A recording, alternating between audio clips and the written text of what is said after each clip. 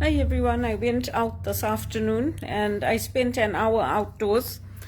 The only thing is in this heat I have to be careful because I tan very easily. Look how I didn't even go out.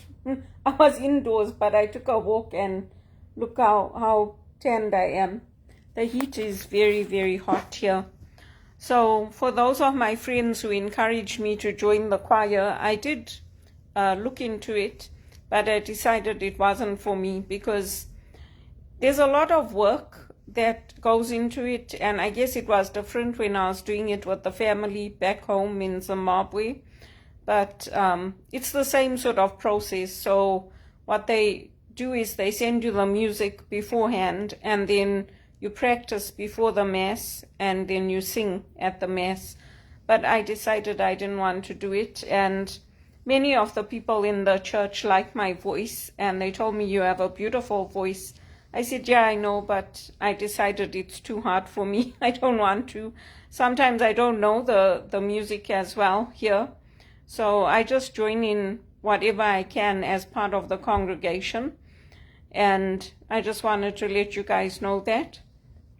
And to say thank you for the encouragement, but I decided not to do it. I'll just carry on doing my own thing in my own way.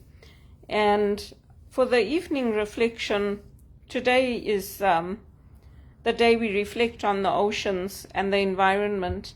I'd already done my talk on the oceans, so I'm going to focus on the rivers. And in Zimbabwe, like many places, you'll find that the towns and the cities are built around rivers. So when you're driving into Kwekwe, you'll see the Sabakwe River that flows and the bridges. And in some European cities, you see that as well. You'll see the bridges and you'll see the water rushing through under the bridges.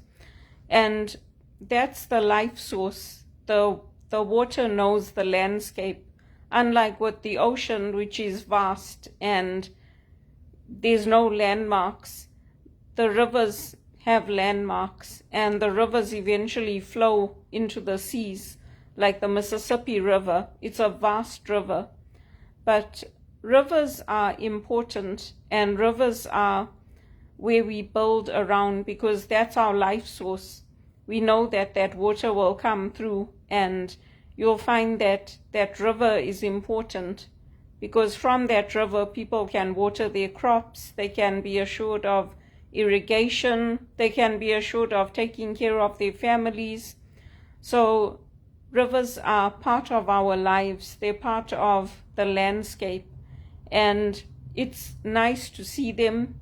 In a lot of places you'll see the bridges built over the river in the middle of the towns or the cities. You'll see that in Europe, different places in Europe, in England, and in Zimbabwe you'll see it as you're entering the cities or as you're entering the towns. You'll see that the river's flowing. And that's something that I enjoyed about Zimbabwe. Like, it wasn't too far to drive to get to the river, to go have a picnic, to get together with people. And in today's day and age, like, I've been here since 2002, you can't expect me to stay here when I'm living on less than $4,000 a year. It's impossible. It's impossible because even with Father Larry putting my name out, putting announcements out when I graduated, when I received my master's and I got that master's as a spiritual director, even with that, I haven't had the support. I haven't had the income coming in. So when it's for free, everybody wants it. But when you ask for a stipend or you ask for money, they don't want to pay for it. So just like what's happening to the sisters in Cuba, the same thing's happening to me here. If you don't have money, you can't live. You can't manage. So that's why many of us go out and we work. We work in the corporate world. We work in healthcare. In fact, the hospitals, just like here, the hospitals were started by the sisters, the religious. They started the hospitals and the education and all of that. And they were the ones who actually pushed for people to come off these school food programs and basically being treated like they can't make their own decisions, like they can't give you that money and expect you to spend it responsibly for your children's education, your children's welfare, your children's food. So those changes came about through the Catholic tradition, and also our parents, because our parents didn't like us going to school and having thin brown soup and a packet of milk. They also wanted us to be able to take food from home, whether it was sandwiches or the leftovers from our meals, and that way they could prepare the food for us. And many of us who grew up in Zimbabwe, we take our food with us to work. You don't find us going out and buying Tim Hortons every day or sandwiches from the sandwich shop, or the fancy foods that you get, the foot-long sandwiches and all that. You'll find that we carry our food with us. We take a packed lunch. We'll take a flask with coffee and tea. And even when I started working at Teleperformance, because we were all Indians, mainly Indians, one or two Hispanics, and a couple of black people, we all got together and we said, okay, we'll just buy, because there was nothing there when we started. So we bought coffee and tea, we bought creamer, and we kept that there, because the area that I worked in, it wasn't safe. And it's just up the road. You can walk from here. It takes about 30 minutes to walk at Young and Eglinton. There was a lot of gun crime. We had strangers coming up because the building wasn't secure. And we'd see people sitting in the offices and no one would say anything because you didn't know who they were. And sometimes you look for the security guard, you couldn't find the security guard. So it's important that that life source is there, that water, the rivers that run through the towns, the cities. They bring us life, they bring us refreshment. And unlike the seas, that there's no barriers, like it's just open sea, and you don't know the depth that sea goes down to. The rivers can be very gentle and they work with the seasons. So it's a nice day to reflect on how those rivers flow into the oceans and how important they are in our towns, in our cities. And even now with what's happening in Cuba, it's very sad, because without that work, the places will die.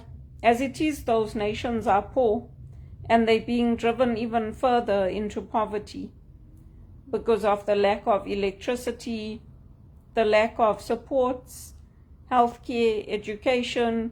All those things come about through lay people like me who give our time, who give our money, and then the sisters, the religious. So for me, I won't give up on trying to get to a country where there's going to be growth, where I can work, where I can have a decent income. Because here I've been applying since 2002. And when they give you 30,000, they expect you to be grateful for it. Meanwhile, they're earning millions as executive. So that's not good enough for me. It's not good enough.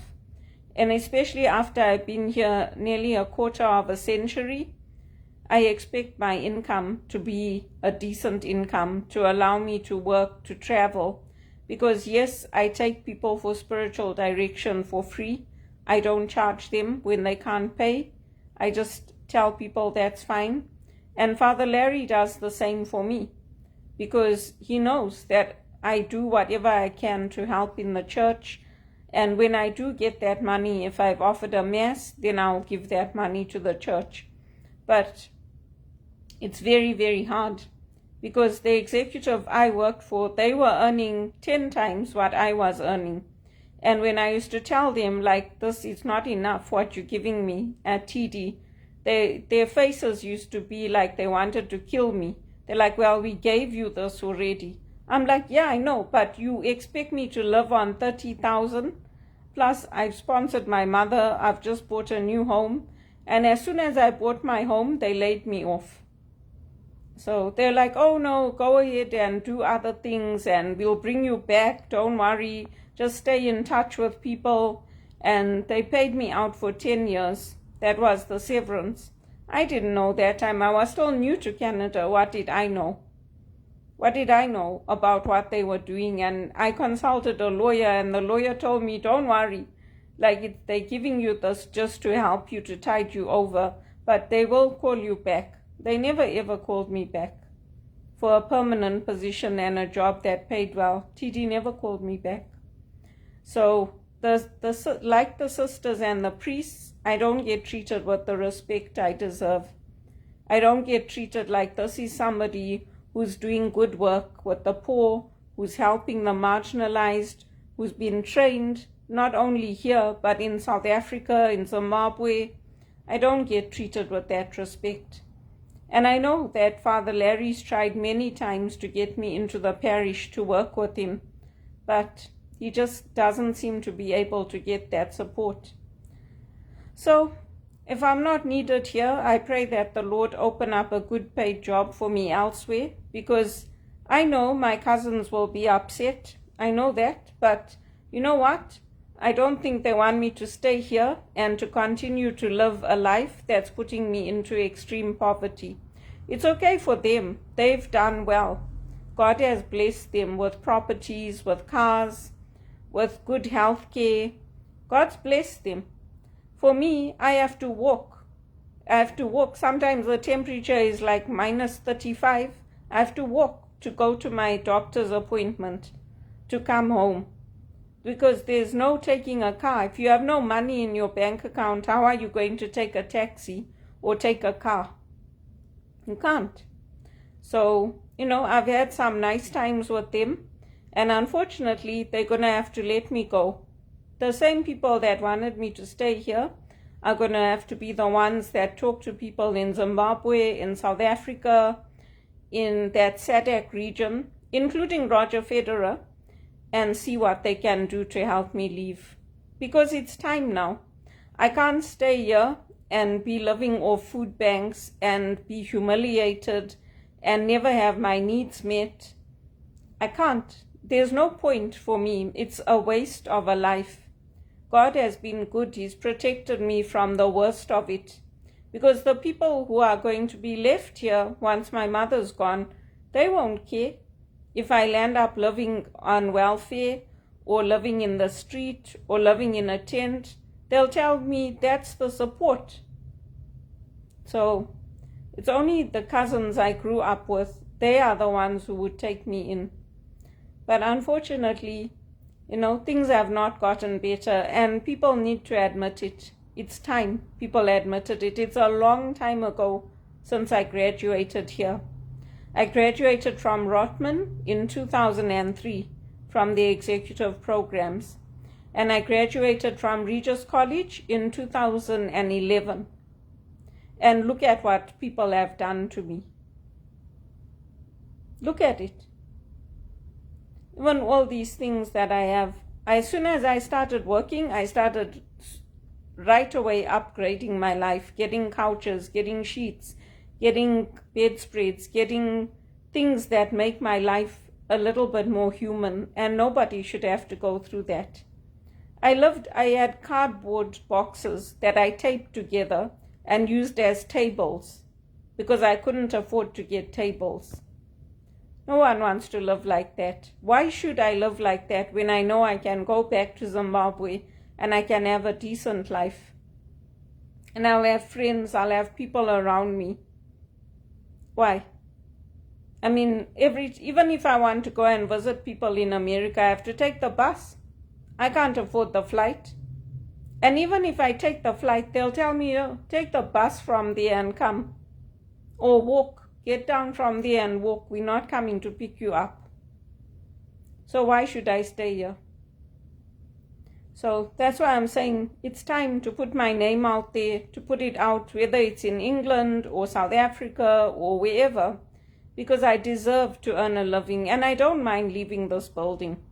People send me dirty text messages telling me they want me to leave the building. I also want to leave. I also want to go. But until I get a job, I can't leave and I can't move out. And this is one of the best buildings. It's one of the nicest buildings. But every time I move, God gives me something even nicer. So it's important. It's important to remember. Because just like the sisters, I don't want to see my life deteriorating. I can't help others if my own life is not taken care of. And being near the water, having places where the rivers are running through the cities and towns, that's important. Because that's where the hubs form, and from there they expand. So I'll leave you with that for today. I like to go to the church. I go and I spend some time in the church sometimes. And it's nice to get out as well, because they do a lot of repairs in the building here. So rather than sitting in knowing that there's going to be drilling and banging and all that, I go out, I take a walk, and then I go to the church or do something, and then I come back.